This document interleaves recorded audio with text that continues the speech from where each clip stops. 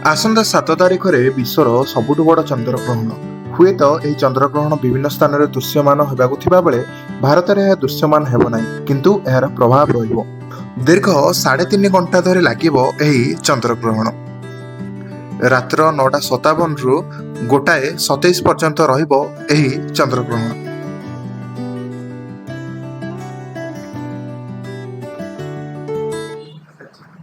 पंचांग अनुसार हिसाब कले चलित वर्ष समग्र विश्व को 2टी सूर्यपराग एवं 2टी चंद्रग्रहण संघटित होता जना जाए। सेथिरु चलित वर्ष 2टी सूर्यपराग भारत को बा ओडिशा को दृश्यमान हेबे नाही। केवल 2टी चंद्रग्रहण भारत वर्ष को एवं ओडिशा को दृश्यमान हेबे। गोटे चंद्रग्रहण पड़ुची सेप्टेम्बर 7 तारिख रविवार भाद्र पूर्णिमा अवसर में। आउ गोटे चंद्रग्रहण पड़ुची फाल्गुन मास पूर्णिमा तिथि मार्च मास 3 तारिख रे। यही 2टी चंद्रग्रहण चलित वर्ष संघटित होउछन्ति। सेथिरु चलित वर्ष भाद्र पूर्णिमा बा आसंता 7 तारिख रविवार दिन जो गुटिक संघटित होउची सेदिन रात्रि 9:57 रे सूर्यग्रहण स्पर्श आरंभ होउची एवं यार सर्वमुख्य हम रात्रि 1:27:17। यही समय संपूर्ण भाव में ग्रहण मुख्य हम। तेणु ग्रहणर आद्यंत काल हूँ 3 घंटा 30 मिनिट।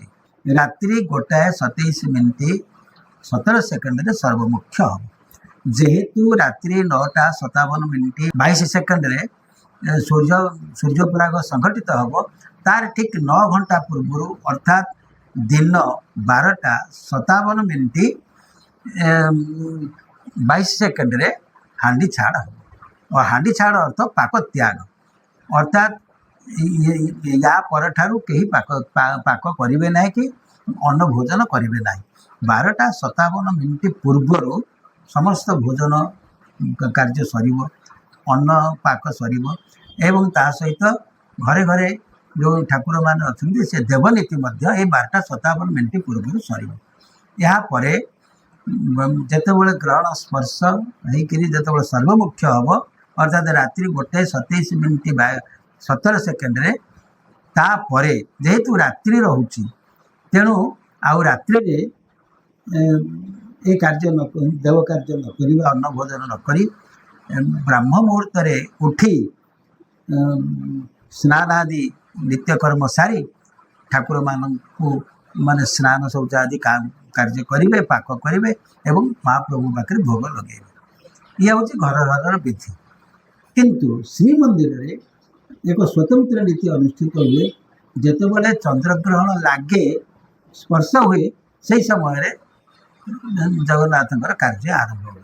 जितेबाला रात्रि 9:57:22 जितेबाला ग्रहण लगे से समय श्रीमंदिर में ग्रहण स्नान करा ठाकुर को एवं ग्रहण खईकरा भोग इत्यादि हम एवं ताकर नीतिकाती आरंभ हम। किंतु अन्य कौन मंदिर में ये कार्य करा नहीं। ब्राह्म मुहूर्त शଯ୍ୟା त्याग करी निजर ठाकुर मान स्नान इत्यादि करी अन्न भोजन इत्यादि करा।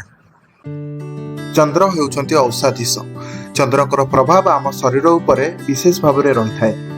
तेणु यह चंद्रग्रहण को समस्ते दर्शन करें नहीं। जितेबाला ग्रहण स्पर्श हम एवं ग्रहण सर्वमुख्य हम ये 3 घंटा 30 मिनिट।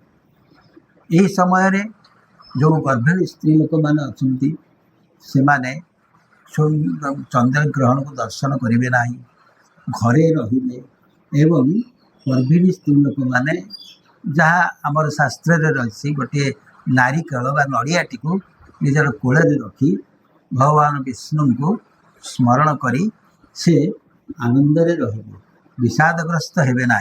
यही समय भगवान को स्मरण कले निश्चित उत्तम संतान प्राप्ति हबार जोग रही। कारण यह हूँ आम शास्त्रीय विधान। आउ ए समय कौन दुश्चिंता करने उचित नुह कौन व्यक्ति एवं यही समय कौन प्रकार मानसिक अशांति भितर रहा उचित नुह। भगवान को स्मरण करने उचित ଏଭଳି କଲେ ନିଶ୍ଚିତ ଭାବରେ ମନରେ ଶାନ୍ତି ଆସେ। ଏବଂ ଯେହେତୁ ରାତ୍ରି 9:57 ଚନ୍ଦ୍ରଗ୍ରହଣ ସ୍ପର୍ଶ ହେଉଛି, ତାର 9 ଘଣ୍ଟା ପୂର୍ବରୁ ପାକ ତ୍ୟାଗ କରିବା ଉଚିତ। କାରଣ ଚନ୍ଦ୍ରଦେବ ହେଉଛନ୍ତି ଔଷଧି ଈଶ, ଔଷଧିମାନଙ୍କର ଈଶ ସେ, ଅର୍ଥାତ୍ ଆମ ଶରୀରର ବିଭିନ୍ନ କାର୍ଯ୍ୟ ଚନ୍ଦ୍ରଙ୍କର ପ୍ରଭାବରେ ପ୍ରଭାବିତ ହୋଇଥାଏ। ଆମେ ଯଦି ସେହି ସବୁକୁ ଉଦରରେ ଖାଦ୍ୟ ପଦାର୍ଥ ରଖିବା, ତାହା ନିଶ୍ଚିତ ଭାବରେ ଏକ ବିକ୍ରିୟା ସୃଷ୍ଟି କରିବ। ସେଥିପାଇଁ ଆମର 9 ଘଣ୍ଟା ପୂର୍ବରୁ ପାକତ୍ୟାଗର ବ୍ୟବସ୍ଥା ରହିଛି। ତେଣୁ ଆମେ 9 ଘଣ୍ଟା ପୂର୍ବରୁ ଯାହା ଖାଇବା କଥା ଖାଇଦେବା ଏବଂ ସେହି ସମୟକୁ ଯଥାସମ୍ଭବ ପେଟ ଖାଲି ରହିବା ଦରକାର। ପେଟରେ ଖାଦ୍ୟ ରହିଲେ ନିଶ୍ଚିତ ଭାବରେ କିଛି ବିକ୍ରିୟା ହୋଇପାରେ, ସେଥିପାଇଁ ଏକଥା କରାଯାଇଛି। ଆଉ ଯେଉଁମାନେ ବୃଦ୍ଧ ରୋଗୀ, ଯେଉଁମାନେ ଖାଇଲେ ନ ଚଳିବ, ମୋତେ ବାଳକ, ସେମାନଙ୍କ ପାଇଁ ଏଭଳି କଠୋର ନିୟମ ନାହିଁ। ସେମାନେ ଯଥାସମ୍ଭବ ଅନାଦି ଗ୍ରହଣ କରିପାରିବେ, ଭୋଜନ ଗ୍ରହଣ କରିପାରିବେ। ଏହା ସହିତ ରାଶି ଉପରେ ମଧ୍ୟ ଏହି ଚନ୍ଦ୍ରଗ୍ରହଣର ବିଶେଷ ପ୍ରଭାବ ରହିଛି।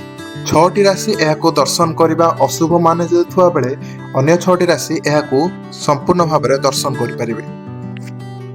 ଚଳିତ ବର୍ଷ ଏହି ଭାଦ୍ର ପୂର୍ଣ୍ଣିମା ଦିନ ଯେଉଁ ଚନ୍ଦ୍ରଗ୍ରହଣଟି ହେଉଛି, ସେହି ଚନ୍ଦ୍ରଗ୍ରହଣର ସମୟରେ ବିଭିନ୍ନ ରାଶିର ବ୍ୟକ୍ତିମାନେ ସାବଧାନ ରହିବା ଉଚିତ। କାରଣ ଆମର ରାଶି ସଂଖ୍ୟା ହେଉଛି 12। ମେଷଠାରୁ ଆରମ୍ଭ କରି ମୀନ ପର୍ଯ୍ୟନ୍ତ ଇଏ ହେଉଛି 12ଟି ରାଶି। ସେଇ 12ଟି ରାଶିର ମଧ୍ୟରୁ 6ଟି ରାଶିର ବ୍ୟକ୍ତିମାନେ ଯଦି ଏହି ଦିନ ଚନ୍ଦ୍ରଗ୍ରହଣକୁ ଦର୍ଶନ କରନ୍ତି, ସେମାନଙ୍କର ଅଶୁଭ ହୋଇଥାଏ ବୋଲି ପଞ୍ଜିକାରେ ଉଲ୍ଲେଖ ଅଛି ଏବଂ ଶାସ୍ତ୍ରରେ ମଧ୍ୟ ଉଲ୍ଲେଖ ରହିଛି।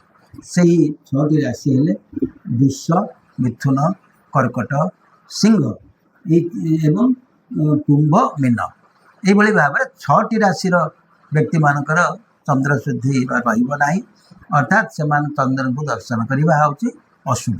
ଏତଦ୍ ବ୍ୟତୀତ ମେଷ, କନ୍ୟା, ତୁଳା, ବିଛା, ଧନୁ, ମକର, ଏହି ରାଶିର ବ୍ୟକ୍ତିମାନେ ଯଦି ଚନ୍ଦ୍ରଙ୍କୁ ଦର୍ଶନ କରନ୍ତି, ସେମାନଙ୍କର ଶୁଭ ହେବ।